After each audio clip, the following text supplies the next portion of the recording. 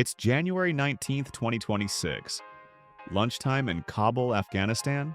Steam rises from bowls of noodles at a Chinese restaurant in the heart of the city. The Lanzo Noodles restaurant sits in Shahrinagh, Kabul's upscale district. You know, the area where diplomats and foreign workers usually gather for meals? The restaurant is inside a hotel. It's the kind of place where Chinese engineers grab lunch between their shifts at various mining projects nearby. Today, more than 30 Chinese nationals are dining here.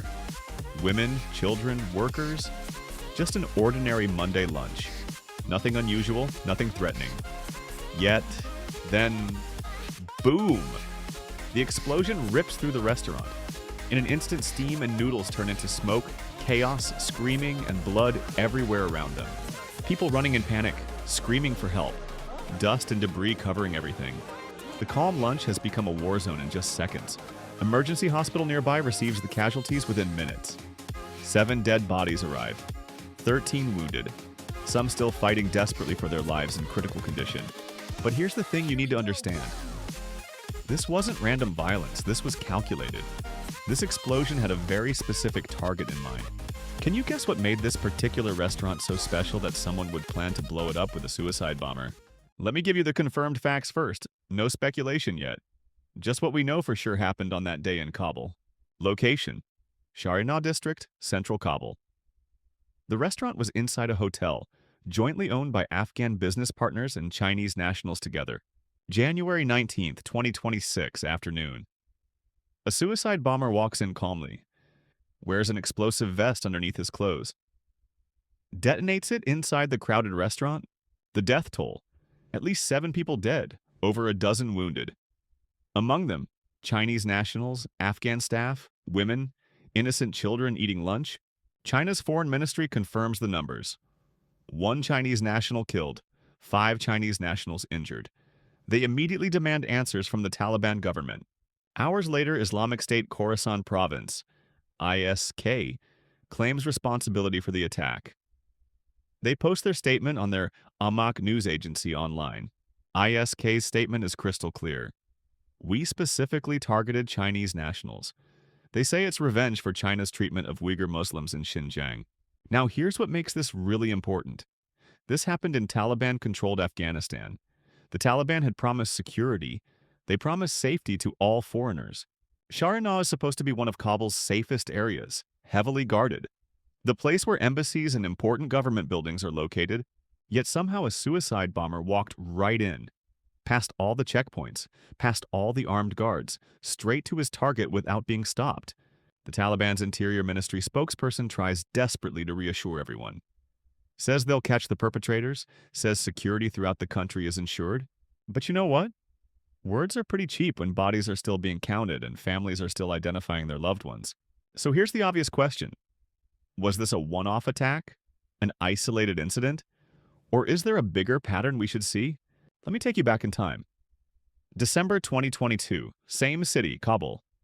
A hotel called Longan Hotel. Remember this name, it matters. Longan Hotel was extremely popular with Chinese guests staying in Afghanistan. Same district, Shahrinagh. Same pattern, a place where Chinese nationals regularly gathered. Gunmen storm in with weapons. Explosions rock the entire building. Chinese nationals are specifically targeted in the attack. IS claims responsibility. Sound familiar? Fast forward to January 2025. Northeastern Afghanistan near the border. A Chinese national is killed in an attack. IS-affiliated groups immediately claim it. Now look carefully at the progression over these years. Hotel targeting Chinese guests. Individual Chinese national killed. Now a Chinese restaurant bombed. The message is getting sharper with each attack. More symbolic. More deliberate. This isn't random violence, it's strategic messaging with clear political goals. And it's not just happening in Afghanistan. November 2025, Tajikistan near the Afghan border. 5 Chinese workers killed in 2 separate attacks.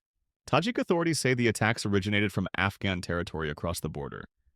The Taliban promises to investigate thoroughly, but the attacks just keep coming. Here's the consistent pattern ISK uses. Target foreign nationals. Target symbolic facilities. Expose the Taliban's complete inability to protect people and investments. Every single attack screams one message to the world. The Taliban can't keep you safe here. Would you invest in a country that can't protect you? Now, ISK gives a very clear and specific reason for these attacks. They say it's all about the Uyghurs in China's Xinjiang region. Their official statement says, Chinese nationals are on our target list because of Beijing's oppressive policies in Xinjiang. That's their justification for violence. Let me give you important context. Xinjiang is a vast region in western China. It's home to Uyghurs, Kazakhs, Kyrgyz, and other minorities. International reports paint a very disturbing picture.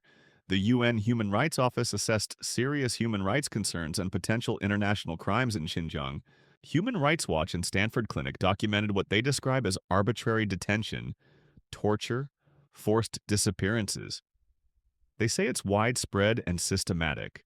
The U.S. State Department in 2021 went even further with their assessment. They used the word genocide, said it constitutes crimes against humanity. Conservative estimates suggest at least 1 million Uyghurs and other Muslim minorities have been detained in these camps over recent years. Now, China strongly and consistently rejects all of these allegations. Beijing calls these facilities vocational education and training programs.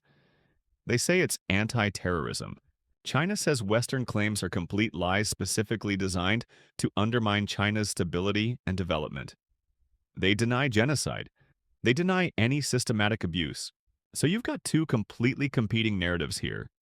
International organizations and human rights groups saying one thing, Chinese government saying something entirely different. ISK deliberately uses the Uyghur issue as their public headline. Their moral justification, their rallying cry for attacks on any Chinese targets anywhere. But here's what you really need to understand. Headlines are not always the real motives. The surface reason isn't always the actual reason. Think about it logically. If this was really about Uyghurs and religious solidarity, why target a random noodle restaurant in Kabul? Why not target Chinese government facilities or military installations in the region? Why kill random Afghan waiters and ordinary Chinese workers just eating lunch? The Uyghur narrative gives ISK convenient moral cover for their actions.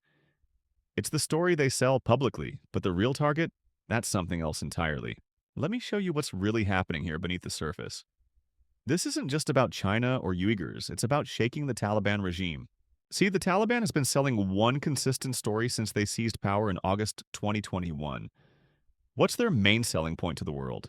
We've brought real security to Afghanistan. The country is safe now. We've defeated terrorism completely. Come invest. Do business with us safely. China is one of the very few major powers actually willing to work with the Taliban government. Kept their embassy open, hosted delegations regularly.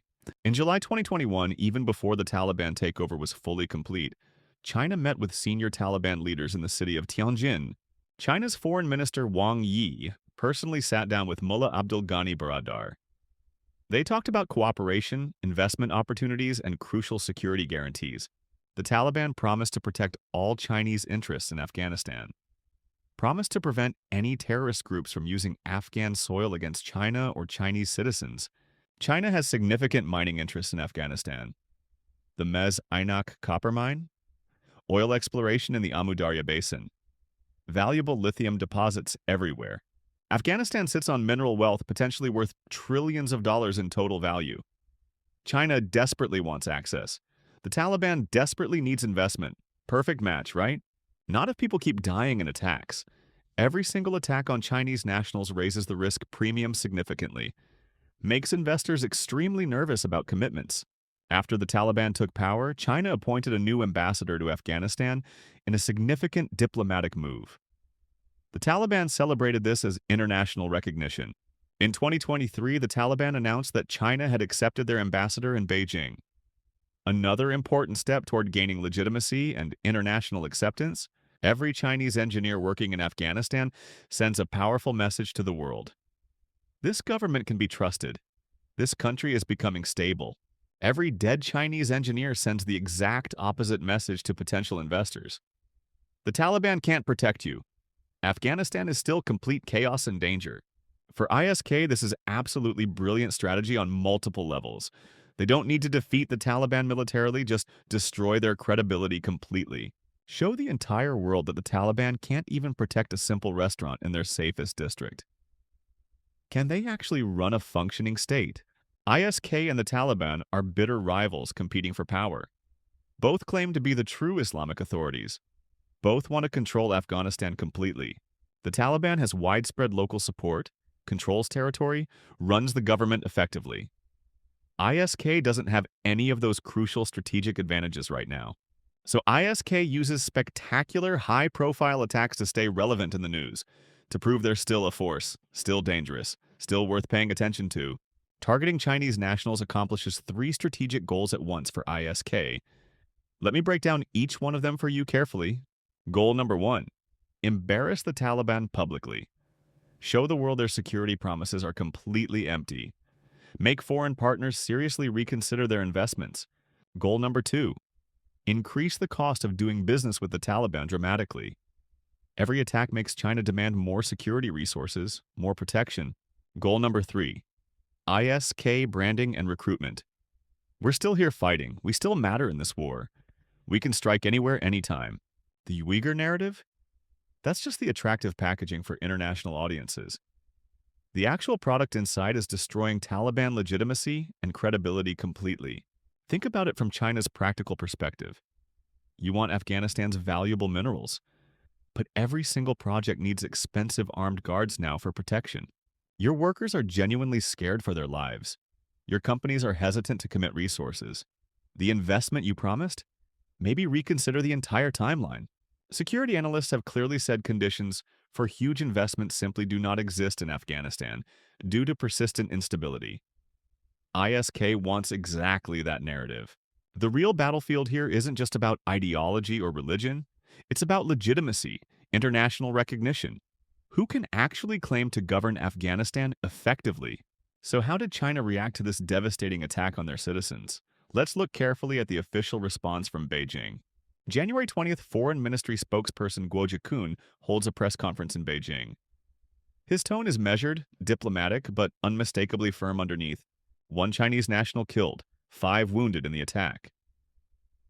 He expresses deep condolences for lives lost, heartfelt sympathies to all the injured victims.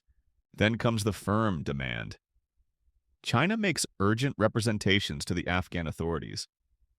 Translation: we want immediate action, not just empty words. Treat the injured immediately. Protect Chinese nationals and projects throughout the country. Get to the bottom of this. Bring perpetrators to justice quickly. Guo adds, China strongly condemns and firmly opposes any form of terrorism anywhere. Standard diplomatic language, but the underlying message is absolutely clear. Chinese embassy officials in Kabul visit the injured in hospital immediately. Show concern publicly.